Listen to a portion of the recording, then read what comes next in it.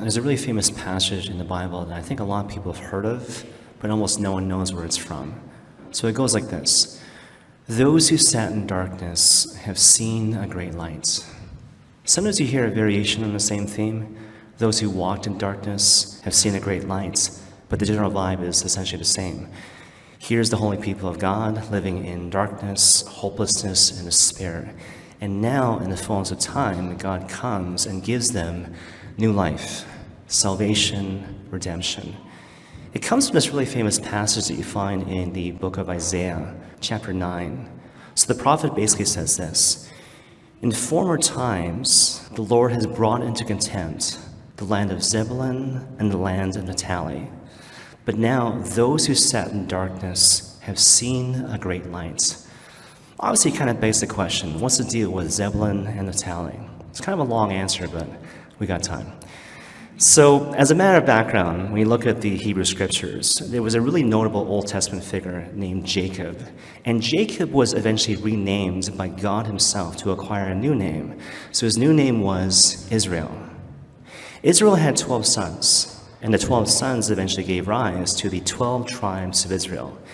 Each of the 12 tribes were assigned a parcel of land in the context of the Promised Land, which the Israelite people received after being delivered from slavery in Egypt.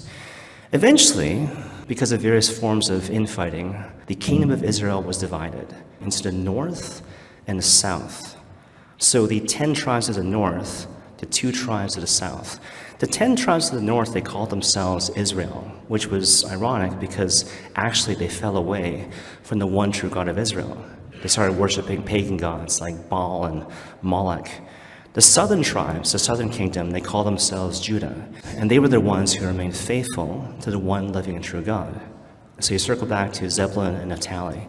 Where were they? They were situated in the northern kingdom. Now here's the interesting thing about Zebulun and Naphtali. Zebulun and Naphtali, collectively, they constituted the best route between the 2 great economies of the day, Assyria and Egypt. And what that meant, practically speaking, is that if you controlled Zebulun and Naphtali, you controlled trade in the Middle East. As a result of which, the land of Zebulun and Naphtali, hotly contested, tons of invasions, especially by the Assyrian Empire. Eventually, the Assyrians conquered the northern kingdom of Israel, including Zebulun and Naphtali. But they didn't stop there. They took this additional step. So what they did, they forced the people of Israel to be deported to surrounding countries. And they forced a lot of those people in those same countries to settle in Israel. Their ultimate aim was to destroy the people of Israel. Just kind of think it through. Imagine you're a member of the Israelite people, you've been deported to a foreign country, you want to go back home. The only problem is there's no home to go back to. Even if you wanted to go back home, your friends are gone, your families are separated, your culture is destroyed.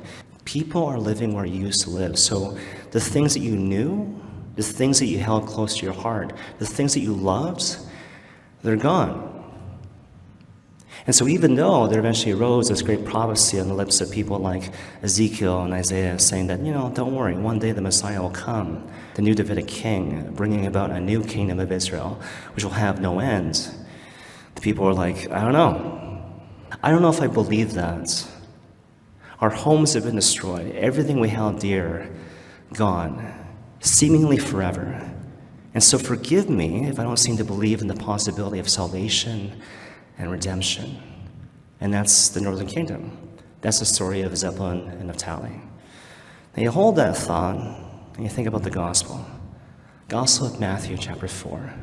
Jesus Christ comes in the scene. And what you hear is that Jesus Christ, he's born in Bethlehem, he grows up in Nazareth, but then eventually he settles where? In Capernaum. And where is Capernaum? In the land of Zebulun and Naphtali. And what you hear in the context of the gospel is that Jesus does this to fulfill this great prophecy on the lips of the prophet Isaiah.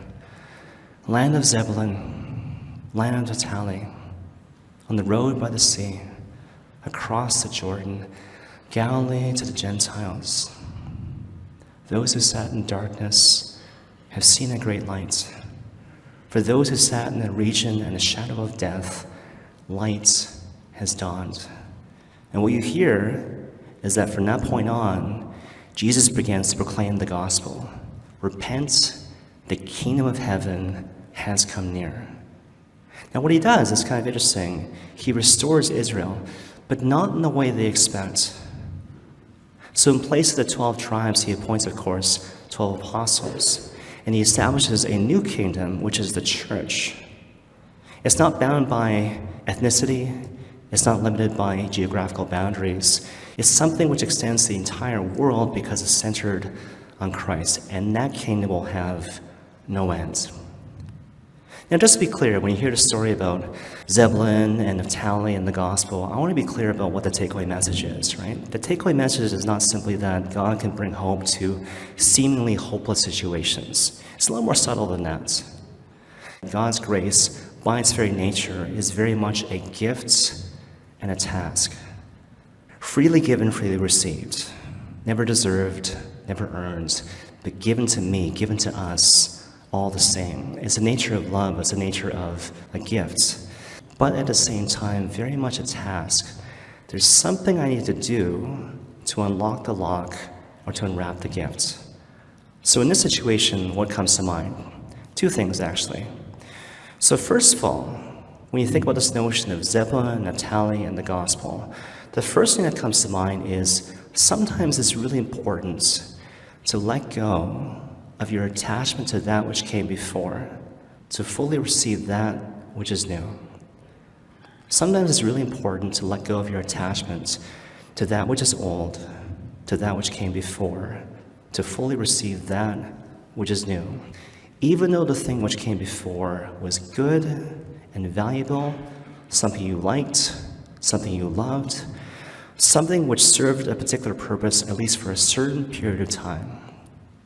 Shades of this really famous story that you find in the Gospel of Mark, chapter 2, the story of the old and new wineskins. A lot of times people look at that story and they're like, I don't know anything about wineskins. What's the point of that story? Without going into a whole lot of detail, the whole point of that story is to kind of highlight this point. Sometimes when it comes to the order of God's grace, God gives you something which builds upon something which came before. Think about the accumulation of knowledge or the natural progression of education. So I'm slowly building knowledge which builds upon that which came before. But more to the point, sometimes, many times, in order to receive that which is new, I need to let go of my attachment to that which came before in order to receive that which is new, fresh, different, and better. If you think about it, this is one of the central tensions that you find between Jesus and the scribes and the Pharisees. So up and down the gospel, you notice the scribes and the Pharisees, they're having all sorts of arguments with the Lord. What's interesting is that they hear everything he's saying. They see everything he's doing. He's giving these amazing sermons. He's healing people. He's raising people from the dead. But they hate his guts. And why? It's not because they're bad people. They are fiercely protective of that which came before. They have a hard time letting go. So much so that they can't receive the thing which is new. So they hate Christ and they blame Christ. It's your fault because you're saying these things and you're doing these things. No, the real problem is that you have a certain hardness of hearts. So you have a certain inability to receive something which is new, fresh, different, but better. Second thing, it's really important to remember how to dream and how to hope. Zebulun and Naphtali, they're basically the embodiment of the hopelessness of Israel. What's our story? What's our history? We've been conquered and defeated by the world. And what's worse, it's kind of our fault. You think back to the story of the northern kingdom. They're the ones who fell away from the one true God of Israel to worship pagan gods, Baal, Moloch, pagan gods like that. And so what's our story? It's not simply a story of misery. It's also a story of shame. We are defeated. We're heavily steeped in the consequence of our sin, and it's our fault. And we pray from that space. We live from that space. That's our life. We can't hope for anything more. You see a variation of this in modern times. Think, for example, how oftentimes we kind of frame the prayers of the faithful in a really, weak sort of way. Lord, we pray that you might remind us to be nice. Like, what? That just reeks of despair. And here's the Lord saying to them, like, look, set the bar higher. The thing I want to give to you is not simply the strength to endure. It's not simply the restoration of that which came before. It is something which is new and fresh and different and better. But it requires you to get back in touch with the deep desires of your heart. Learn to dream again. Learn to hope again. Pray from that space. Live from that same space. The example that comes to mind, this is a passage I prayed with quite a bit during my holidays. Isaiah chapter 49. So, it's sort of a loose paraphrase. The Lord is speaking to his people Israel. He's speaking to the holy people of God. And he says, look, you are my servants, in whom I'll be glorified. And the prophet Isaiah, speaking on behalf of the holy people of God, basically what he says is, great, that's fantastic. It's an honor to serve. It's an honor to be an instrument of your grace to bring about the restoration of the nation of Israel. And the Lord, basically what he says is, no. It is too small a thing that you will be my servant to gather the tribes of Jacob and restore the survivors of Israel. I call you forth to be a light to the nations, to bring my salvation to the ends of the earth. And what he's saying to Israel is like, look, I know your story. I know who you are. I know what you're not. I know what you've done. I know what you failed to do. But come and follow me, and I'll make you fishers of men. The thing I want to give to you is not simply the strength to get through the day or the restoration of that which came before. I want you to share in the fullness of my own blessed life my passion and my mission, the salvation of the world, not simply Israel. And here's my promise to you. If you give yourself completely to that, you will find meaning and purpose and the fullness of life, everything you're looking for. And what's more, I will use everything. Your gifts, your talents, your weaknesses, your frailties, your failures, and your sin to save my people.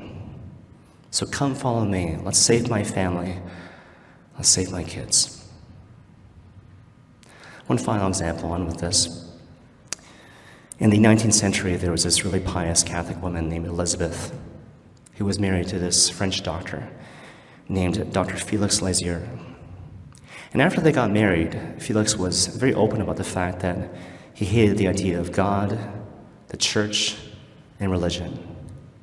And he made it his mission to do everything he could to destroy Elizabeth's faith.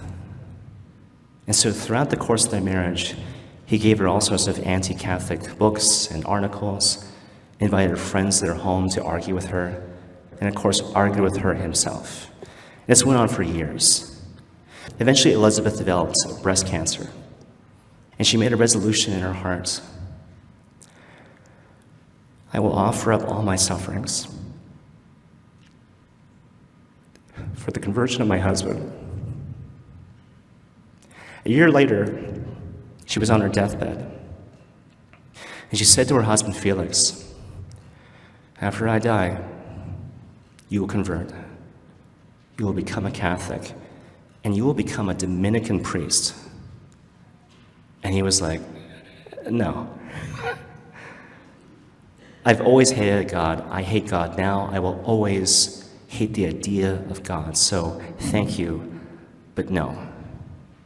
And then she died in his arms. Later on, he discovered her journal, detailing the fact that she had made this resolution to offer her sufferings for his personal conversion. But he dismissed the entire thing as pious ramblings. And then he decided to go to Lourdes. He was filled with anger and bitterness and rage. He wanted to write a book to disprove all the miracles associated with Our Lady of Lourdes. But when he went to Lourdes, he saw the statue of Our Lady of Lourdes. And He looked at her face, and that was it. He converted, just like that. He realized that Christ is real, the church is true, and my wife,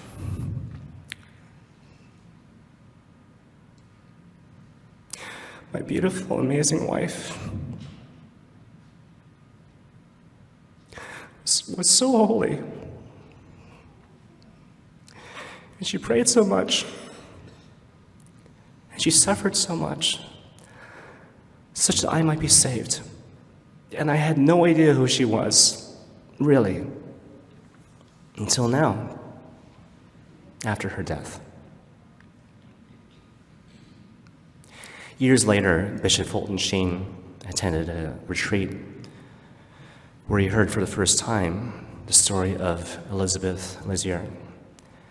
And that retreat was led by a Catholic priest, a Dominican named Father Felix Lazier.